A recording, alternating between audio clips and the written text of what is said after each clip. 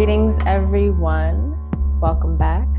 Dr. Show here again with another message. Okay. So I want to talk about something, and this may just be for my sisters. Actually, all may get something from this, but because I'm a woman, my perspective will be from a woman's perspective. And what I want to talk about today is manifesting a partner, manifesting love and divine partnership, not just a partner. Okay, there's a difference. There's a difference. Let's start there. What is a divine partner? A divine partner is someone who has been essentially put into your life. You both have been put into each other's lives for the word holy is coming to mind, a sacred union, so to speak, right? So there's a holy sacredness to the dynamic. There's also a deeply spiritual aspect to the dynamic. When I think about spiritual, I think about God, right? This person who embodies God in a way that you also embody God. And you all connect together to continue this journey in you all's own divinely guided, God-like potentiality or potential in this existence, right? So it's something that is not just, let's say, a partnership where there's strictly physical attraction. Sure, there may be a purpose to that relationship. However, it may not be divine. It may not be that that person is the person who has aligned with you in a godlike frame of residence in another dimension, even where there is, again, this like ordained sort of dynamic between you all. Right? Divine, dimensional, dynamic, right? Like there's something with this notion of two, right? Where again, you have a path, the other person has a path, and you guys have been put together to support and to grow and to cultivate and to allow each other to learn through the dynamic, to learn within the dynamic, and to flourish outside of that dynamic as well. So in those divine partnerships, this is where I think the manifestation can be really, really powerful. It's one thing to manifest a person into your life. Oh my gosh, I wish I had somebody who made me laugh. Okay.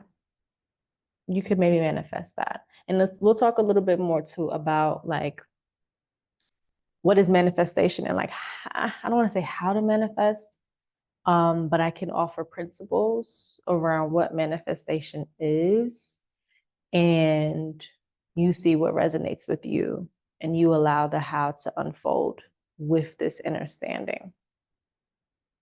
In terms of this person that you would like to manifest in your life, one principle that we can remember is that wherever you are resonating or wherever you are vibrating, whatever level you're at, you are likely to attract a person who is in a similar frame of reference or a similar frame of mind. That's why a lot of people who, let's say, identify as empaths tend to attract individuals who have more narcissistic traits than other people do. Right? Because with empaths, or at least with the connotation that is used in these days, an empath is somebody who is able to feel strongly. And they also tend to be a person who does not have strong boundaries in what they feel. The reason why a person can feel everything is because they don't have solid energetic boundaries that creates separation between their field and what they allow into their field energetically and who they interface with on the other side of that field. A narcissistic person or a person who has more narcissistic traits than a typical person. We all have narcissistic traits. Let's get that out. We all have narcissistic traits. In fact, not having narcissistic traits speaks to this concept of not really having a strong sense of self or a strong sense of ego. It's when certain traits of the ego or the self go overboard and actually reflect a lower self-esteem on an internal deep level, to where now they have to do things to overcompensate for that sense of lack. And then you get more narcissistic traits than, let's say, the typical person who has a strong ego functioning would have, right? So that person who has more narcissistic traits is going to have also poor boundaries. But again, with that overcompensation, they are likely to attach to somebody who is very open, somebody who is open to give. Again, because they're operating from a place of lack, they need somebody who is over giving so that they can be full. So an empath, a person, again, in this particular example, does not apply to all empaths. There's a spectrum, but I'm speaking specifically to the empaths that tend to have poor boundaries, poor energetic and emotional boundaries. They are likely to attract people who need that from them, who need those poor boundaries in order for them to be fulfilled. And then in that empath being needed, it also fulfills the empath's sense of self-worth. So in that dynamic, they work together, right? Because we tend to attract people that are on our level, if you want somebody who is different from who you've been manifesting in the past, you have to change who you are and your vibrational resonance so that you can attract a person who is on a different or in a different vibrational field than where you used to be or where you usually are. Think about those people who tend to manifest the same types of men, right? Think about those women. I know them. I was one of them who would manifest the same type of man. Let's say the man tends to be not emotionally open, right? Not really a strong communicator. In those instances, because I was not emotionally open or a strong communicator, I would simply manifest the reflection of myself. My reflection is what I'm projecting out into the world. That projection is then what I get back as well, right? So I had to, specifically using my own story now, I had to change who I was in order to bring in, manifest, right? Grab hold of something that was different than who I was before.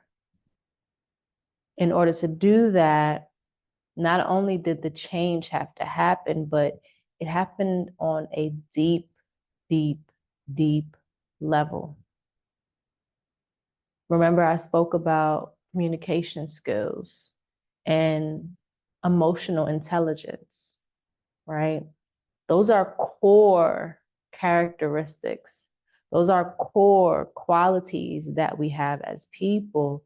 And based off of our upbringing, our bloodline, our ancestral lineage, our generations, some of the pain and the wounds and the trauma that has been passed down that still lives within us, that then creates who we are on the outside. And so to change who we are on the outside, we have to change who we are on the inside. And when I was manifesting my divine partner, I was in isolation for a good bit of time. Nah, time. Time is relative. It felt like a good bit of time because the person that I was often around other people. I was often around friends, around other men. I enjoyed having company. And I got to a point where I said, well, the company that I'm keeping is not the company that I see myself being around or being with in the next 10 years of my life, in the next 5 years of my life, because the patterns kept repeating. And those wounds that I would get from being in those same situations would just reopen. No closure, consistently creating that field of pain. And so in order to really heal my wounds, I had to go in isolation to allow myself the opportunity to heal. Isolation also allowed me to get clear on what it is that I wanted and also what I didn't want. I went through a time where when I decided that, okay, you know what, Sho, this is not going to work. You can either repeat a generational pattern where the women in your bloodline, on your matrilineal line, on your mother's side, where they have this pattern of, let's say, being divorced multiple times or having multiple husbands, right? You can either continue that pattern by choosing men that you already know you're not going to have a long-lasting relationship with and just kind of go with that. Or you can choose to resonate on a different level. You can choose to actually heal those generational wounds and traumas that had positioned the women in your bloodline to manifest those types of relationships. And I said to myself, yeah, I'm going to have to go that route. I'm going to have to go the route of healing the generational trauma and the generational wounds and the ancestral wounds and the DNA activations because I want something different for the generations that are going to come after me. And at that point, that's when I really started my manifestation journey when it came to manifesting a partner. I made the decision that I wanted to do something different. And I started out on that journey. The way the universe works, the way timelines align, it was during COVID. And so again, that was a perfect position and opportunity for me to go into isolation. Everybody else was. The world was in isolation. And so, hello, spend some time with yourself. And I really created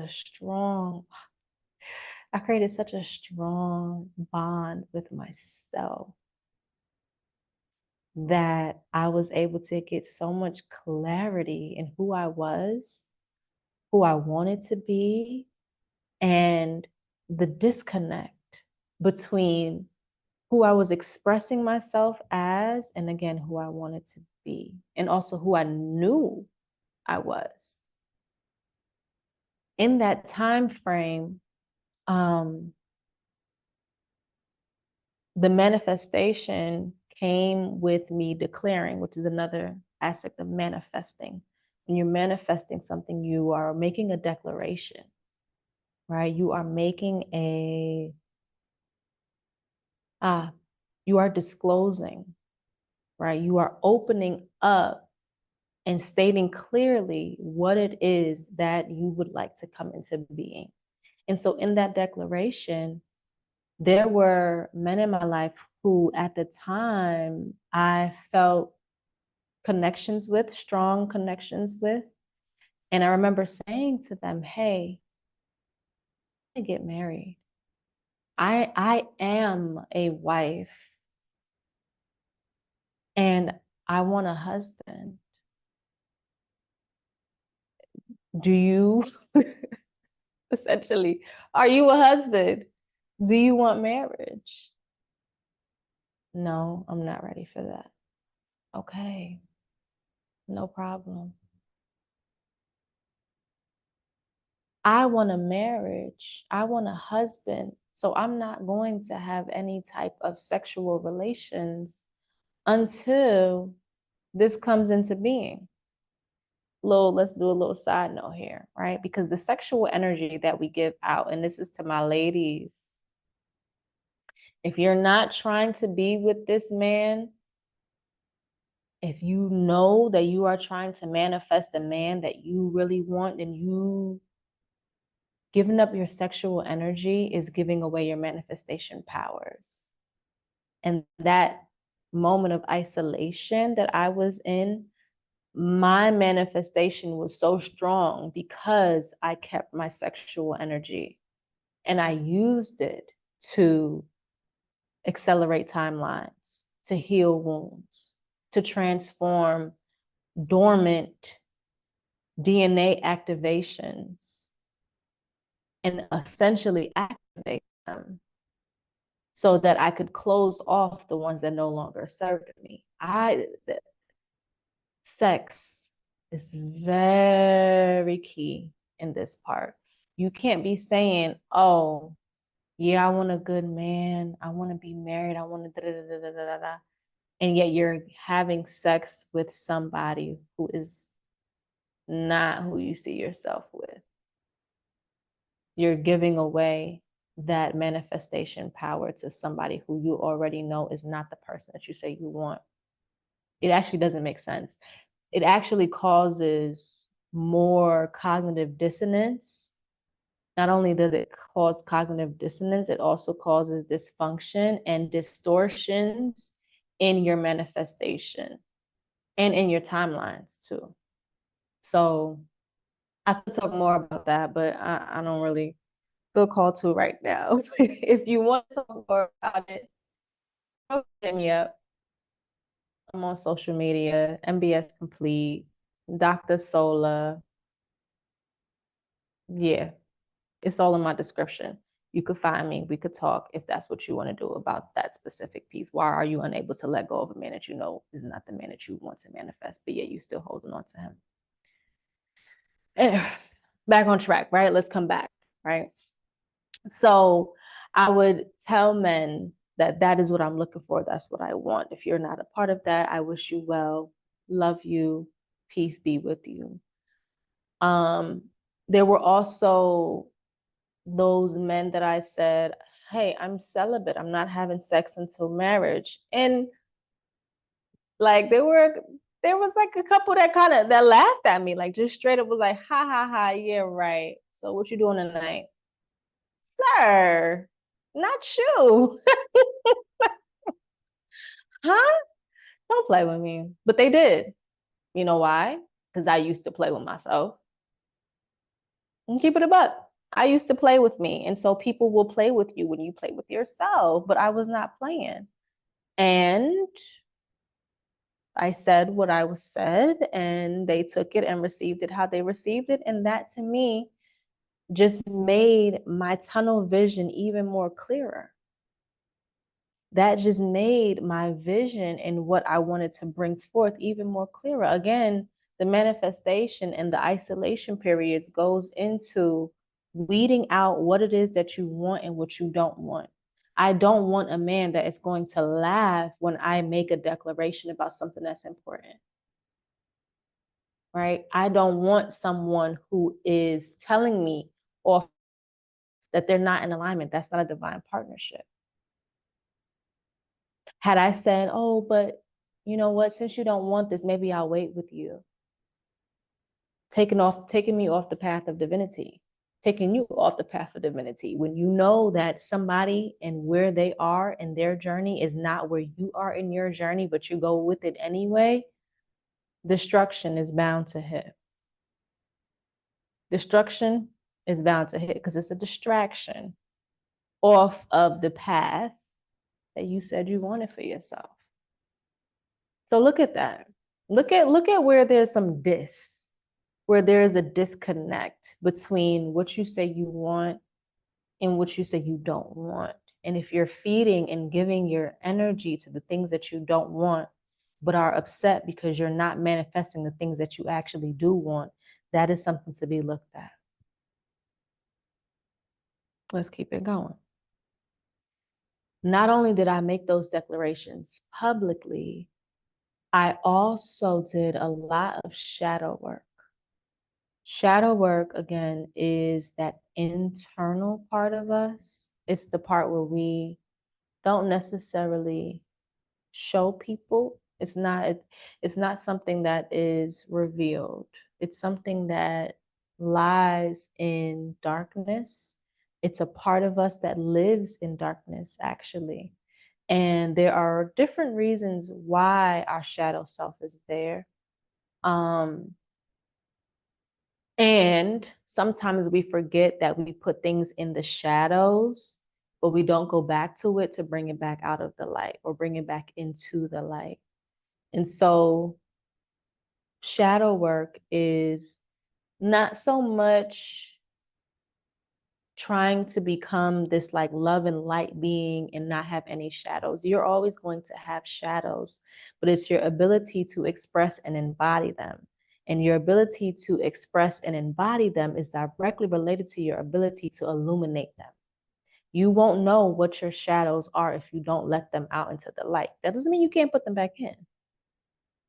It doesn't mean that you can't show and then stop showing, right?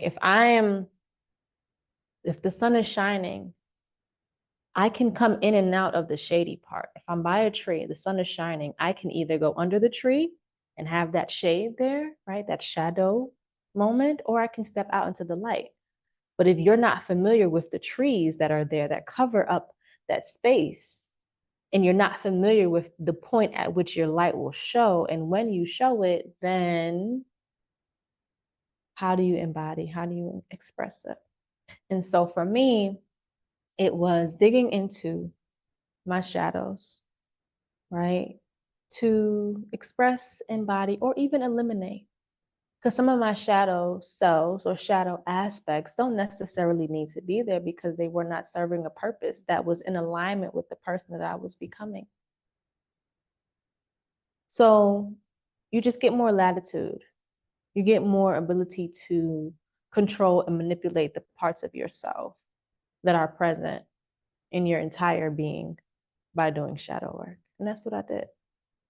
Now, jumping ahead, let's say I started this work in March of 2020. Yeah, I intentionally started this work in March of 2020. April, May, June, I met someone on the plane who was not my husband. I met somebody on the plane. After being in isolation and being celibate for them 3 months, I met somebody on the plane, and something in my spirit gave me that nudge to open up that connection. And from there, here we are. Now, the reason why I did that, and how much can I share? Okay, so yeah, there was a part that I missed. So after weeding out the ones who were like, yeah, no, I was like, okay, now I've weeded you all out. Let me actually write down what it is that I do want. And I made a list, and I sat with that list, and I read that list, and I visualized and envisioned in my meditations and my visualizations what it would be like to live with this person, what it would be like to embrace this person. I gave gratitude for those experiences before even ever actually having them in my physical, but I was able to travel through my mind's eye to experience it, right? To bring it forward. I had to go forward into a state that had yet to manifest physically in order to manifest physically. To the point now where today I can still feel those manifestations. I can still feel what it felt like when I was embodying and embracing that feeling before in my present day. I remember I used to imagine what it would be like to be held with such a strong and warm and welcoming embrace. And I feel that way when my husband hugs me today, right? So it's about putting yourself forward into what you want to see, into who you are being, who you are becoming, so that those timelines can eventually line up. And here you are. Now, baby, I met him in June. He asked me to marry him in October of that same year. We got married the following year. Time does not exist. And we'll tell you to this day, like our life has it has just felt like this. Like we don't live on a typical timeline. We just can't exist. The rate of our manifestations don't exist on those timelines, the typical timelines.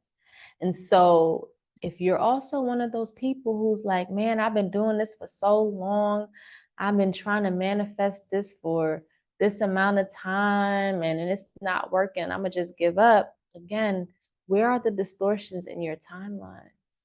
Where are the distortions in what you're projecting? Because time does not exist when you're trying to manifest something. Not in the way we think about it. We already live in a world where the timelines have been distorted. Let's first recognize that. Secondly, when we're thinking about manifesting, the dimensional plane in which we are grabbing the manifestation and bringing it into this 3D world runs on a different timeline and a different time frequency than where we are today, where we are in this experience, in this existence. And so in order to align with that, you have to be aligned in this one, or you're never going to catch up with that one. So again, it goes back to what are the parts of yourself? Where are the parts of yourself where you're not in alignment with the things you say you want, the things that you do, the things that you speak? Something else I had to, and I'm talking to my ladies with this one, like I'm talking directly to my ladies with this one. I had to discard the frame and that phrase, men ain't shit, niggas ain't shit. I had to discard on a deep level. Even when I just said it, I felt it felt strange to even say that phrase out of my mouth. But I had to say it because it's important for you to know that the words that you speak create your reality. If you have a deep, deep, deep belief that men ain't shit and that you'll never find a good man and that good men are few and far between, baby, that is the reality that you're going to be living in. So yeah, it's going to take you time, ages, months, years to find that person, because that is the paradigm in which you have constructed for yourself. If the men that are good enough for you and too far for you to reach and not plenty, then probability says it's going to take longer for you to actually find that, because there's not an abundance of that in your reality. So if you want to speed things up, you're going to have to get rid of, again, eliminate, right, some of those belief systems, those ancestral belief systems, those societal beliefs have been ingrained in you because they are holding you back. The last thing I'll say is love. If you are looking to manifest a person because you want someone to fill a hole or to fill a void,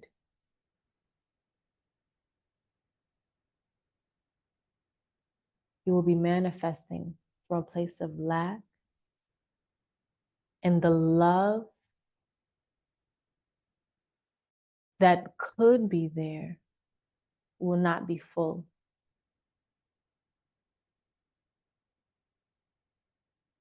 I'm going to use this image that's coming to mind. If there is a cup, I have this cup here, right? There's holes in this cup. If I'm looking for someone to give me love and to pour love into me, but I have yet to close up the holes that are in this cup, all the love that a person could pour in is just going to come right back out. And so if you are trying to manifest, but you know that you have deep, deep, deep, deep, deep rooted holes for many reasons. Again, if you want to talk about it, if you want us to go through it, if you want to get into the Akashic records, get into the generational timelines, get into where the holes are, let's talk. But if you already know what they are and you're trying to manifest something, best believe that you may be able to get it, but you're not going to be able to hold it. Your container will not be able to hold it.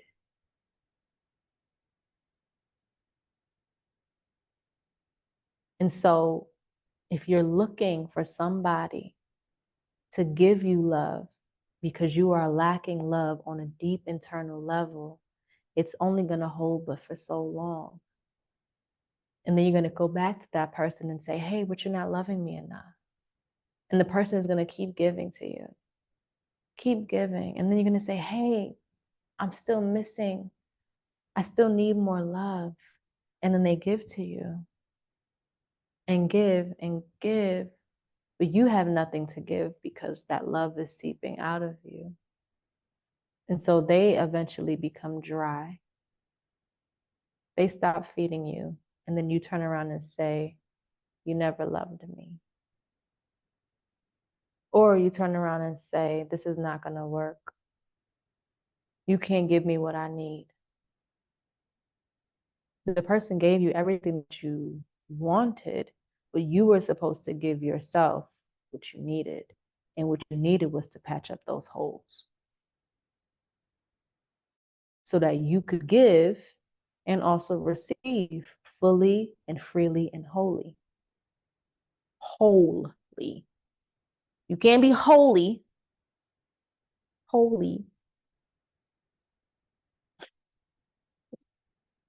and expect to be loved wholly, because it's not going to hold. It's a bar. HOLE, WHOLE, HOLD, right? In order to be held, you have to patch up your holes so that you can love and be loved wholly, fully, which goes back to what I was saying about a divine partnership. Remember, I said it was a holy, sacred. Listen, this wordplay is getting out of hand. Holy, a holy partnership is one where you can be loved wholly. Okay? Because you've allowed yourself the time, whatever that means, it's relative. You've given yourself the space. Maybe that means isolation. Maybe that means changing. You've given yourself the opportunities, the positioning, following intuition and spirit to go where you need to go to find these people. I went on a plane. It was in the middle of COVID. But positioning had me go on a plane. The divine had me go on a plane. Spirit had me go on a plane. coming out of my isolation, that was the first thing I did. I went on a trip right after that period. Intuition, connection to self, breaking down those barriers, going into your shadow realm so that you can know yourself fully, so that you can bring that integration in of who you are, so that when you get those internal nudges, those internal pushes, those urges, you have that inner knowing, that inner standing, that you can move forward because you're clear internally.